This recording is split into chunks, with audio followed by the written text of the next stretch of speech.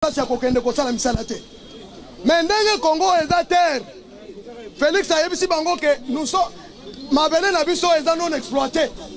Boya bo exploité minerai eza ebe. Asali calcul diagnostic alobi ke plus de 24 000 milliards.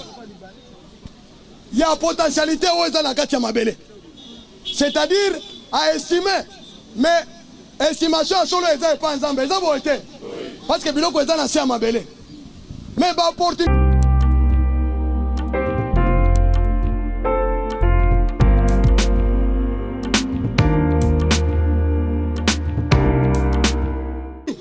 bazoya lisusu po bazwa mbongo. C'est-à-dire ba Congolais baza motema mabe. Pouvoir de ce que bazoya lisusu epa na ngai. Motonyo so allié poison bakati mbula. Oya ko sala 2, oya ko sala 3, oya ko sala 4 ba ko kufa na désordre. Parce que basali trahison mune. Est-ce que biso tozala mango kuna? Tango babana ko sala mulongo. Ah, otali boyo moni ke bato motema mabe boende. Bache mulongo. Pouvoir de ce que bozo lukani. Oh, tokei autorité morale. Autorité morale comme institution mususu. Ndeba conseiller ya Kabila bayebise ke bato zo mono. Bazalaki na Mobutu na Maroc bakendaka te. Kende na ambassade okomona ata demande ya visa moko ya Maroc epa bato ba Mobutiste. Bato yo ata yo soki okufi ba américain babumi yo bakotika la kaka na pouvoir. C'est la raison pour laquelle omoni ba mususu balingi baya simafati Kabila lobi te boko kende mbango ne wana te. Tosili sana nan d'abord. Camp nde yango monaki ba émissaire ya Union africaine bayaki balobi que nous sommes venus soutenir le plan de paix de Félix Tshisekedi. Eza bo été. Ah, oyo kama solo. Oyo kama solo.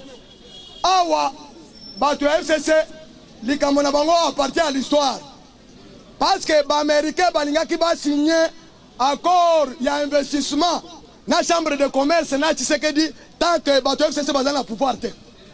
Boye bela déjà que Fati nenga ke kuna apesi bango planyo. C'est la raison pour laquelle ba signer accord wana. Parce que bakoki kopesa bato FCC biloko bayiba lisusu te. Ba mindele bakoki bazana confiance na bato wana.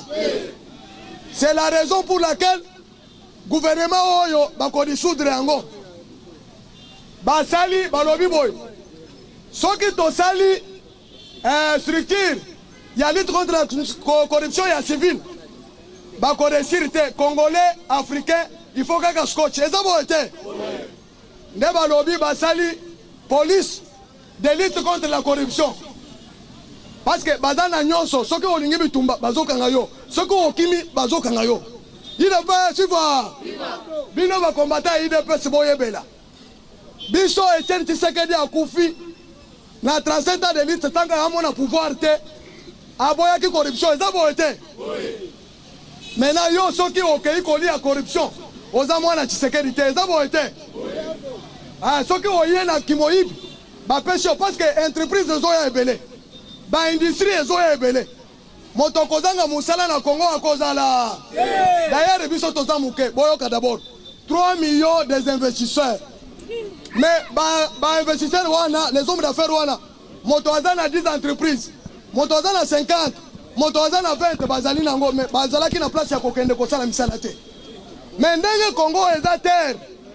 Félix ayebisi bango que nous sommes mabele na biso eza non exploité. Boya bo exploité minerai eza ebe. Asali calcul diagnostic alobi que plus de 24 000 milliards. Il y a potentialité où eza na kati ya mabele. C'est-à-dire à estimer, mais estimation solo eza pas ensemble eza bo été. Parce que biloko eza na se ya mabele. Mais ba opportunité eza ebele. Ba américain bazoya na service assurance. Eza lokola sona soto zana yete. Ceux qui ont eu problème, moi n'a eu problème, c'est l'entreprise qui va prendre en charge. Moi n'a zobela, c'est l'entreprise. Moi n'a koufi, c'est l'entreprise. Eza que de l'assurance, eza boete. Nano e salamate en Afrique, c'est pourquoi tu sais que les Azalaki très intelligent. Ba américain, bon mon angai lokola zobate. Nazolo baboye. Ceux qui bolingi boya kozwa minere boya kozwa. Mais nalingi botika la ba Congolais bazala à l'aise lokola bato baza epa na bango ba vivre lokola ba américain soki congolais alingi amela bière na 12 heures amela soki alingi abala basi mitano abala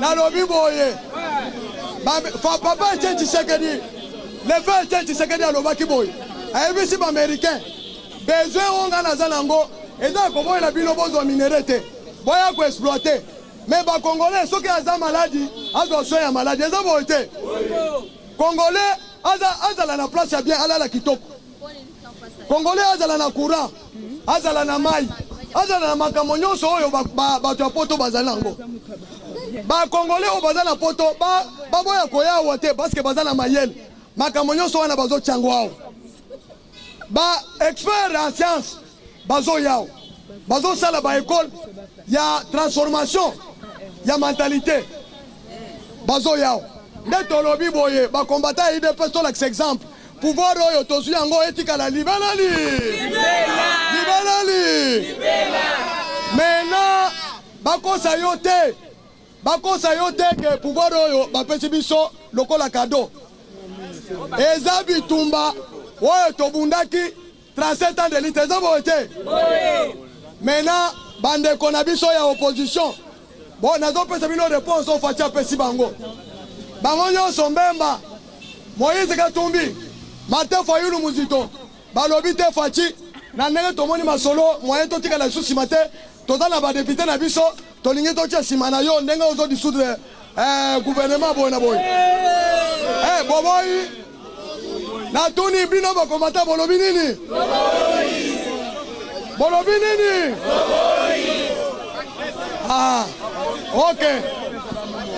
ok boyoka soyo maintenant Faci alobi boye Faci ayebisi bango boye mais ntango bozowelela bokota na gouvernement na opposition banani bakotika bozala na opposition tobanda kopesa na maye entre temps toza na état de droit soki oza na nyongo ya mutu kende ufuta ya aske ayebisi bango mabe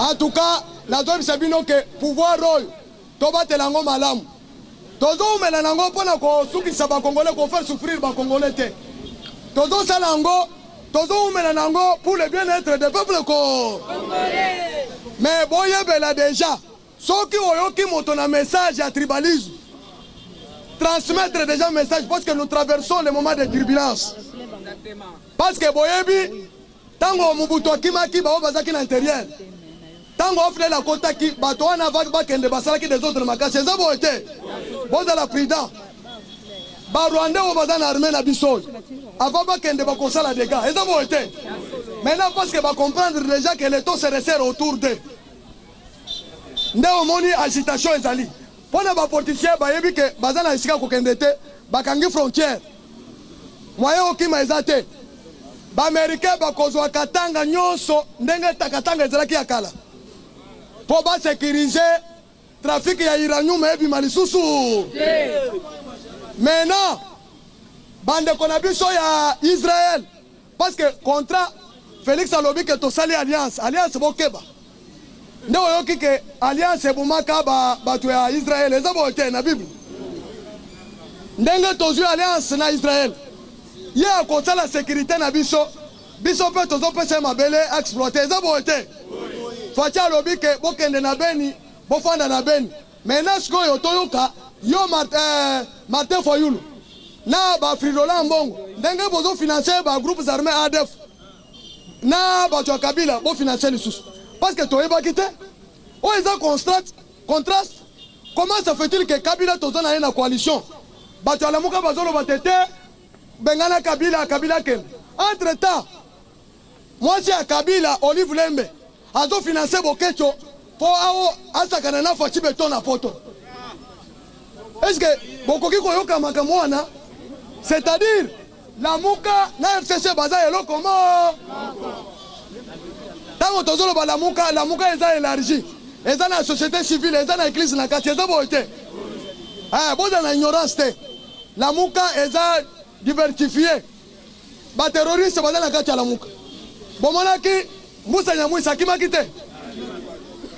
Tango yake amoni te oyo aza ranger ya solo. Moyen nasaka na pembeni ya kokanga ngai ye moko acheka leboye na kokufa. Il est pas siva. J'ai dit je vous remercie. Avec dans la transport, nous pas commenter dans la transport. Vous avez filmé transport. De peste viva. Donc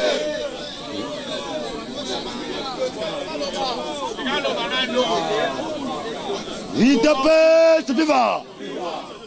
Yo moko au santaki non non tikila. Yo moko au santaki déjà.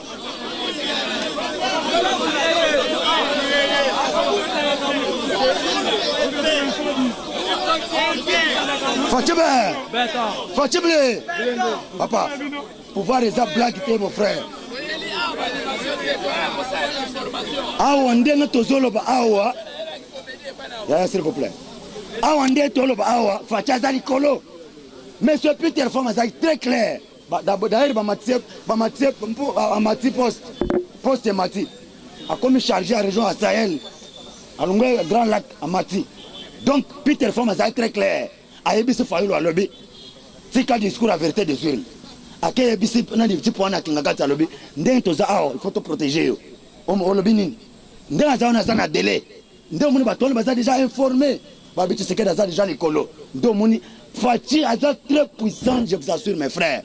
Fachi est grand stratège. Moutoza déjà un diplôme, un brevet depuis 2007. Diplomatie internationale. Depuis 2008, a eu brevet espionnage. Azam maman espion. Je connais tout le monde, soyez calme. Qui vivra avec Fachi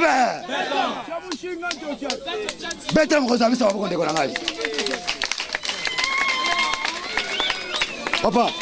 Oyebi ke ba américain bango moko nde ba komisaka mokonzi mboka dictateur. Fachi azwa instruction ferme na ba américain. Soko moni batu wana bazo résister yo. Gumba ya kana na États-Unis. Ministre des Finances ba Gumba ke ba kana États-Unis. Era zongi discours échanger to échanger te. Era ke ba kosa cabinet moko ba bete ya mbata. Yo zo résister partenaire na biso. Muto ba meke bazo benga partenaire privilégié. Mon frère, mais au karaté un partenaire privilégié des États-Unis. Papa, tu vas comprendre. Peter Fama d'ailleurs, je t'informe qu'en 2023, politique secrétaire d'État américain. Yoka déclaration secrétaire d'État américain. Les États-Unis, dans ce jour, il y a 3 jours. Bien que nous avons compris que ce est honnête. Et heureusement, le président jour a suspendre Delphin Kayimbi. Washington va se communiquer. Washington salue l'acte posé par le président Tshisekedi. Jour Kayimbi a d'ailleurs, parce que le général Batika pour a contrôlé la Kaye, Bakangi est en prison. Mundos a na est, va interpeller Azalia, a suspendu. Les Américains ont une procédure Fatia Zui. Procédure, Babi Mouto Azamaïra Makaz. Parce que les Américains vont soutenir, ils ne vont pas sentir qu'ils zappé la sagesse quelque part. Il y a un moniteur, on a dit communiquer à faire des scènes à Est. Général Mbala Moussi, chef d'état-major. Boulot Kito a convoqué une réunion de 26e sommet. Il y a un chef d'état-major à Sadek, il y a Sadek Bazalia. Il y a un lobby. Basari 26e sommet extraordinaire, il y a Sadek. Le chef d'état-major angolais, il y a Botswana, il y a Foulissi Bazaraka. Et puis chargé de la réforme, il y a une Afrique centrale, de la réforme des armées à Zalia. Le secrétaire d'État américain Mike Pompeo a dit nous allons vous soutenir jusqu'au bout, sur le plan militaire. Les Américains le chef d'État, le chef rebelle qu'on a est. Balobité, Totiki guerre, Tomonique Mwanamboka Félix, Aosara Moussara Ketoko, Bangomoko Baeko signé, d'accord. Pourquoi? Bah sentir que Fatia a doté puis Amati armée en puissance. Armée FARDC comme en 8e place, et puis bah sombi bah arme news, Oyo Tozangaka. Donc, bah arme formée à Boutou. Nous on a chef rebelle comme Kima. Guerre na minute bah mis communiqué lobby 3 semaines guerre a sauté na est. na Beni. Deux pestes, viva! Viva! Donc, Fatibé! Fatibé!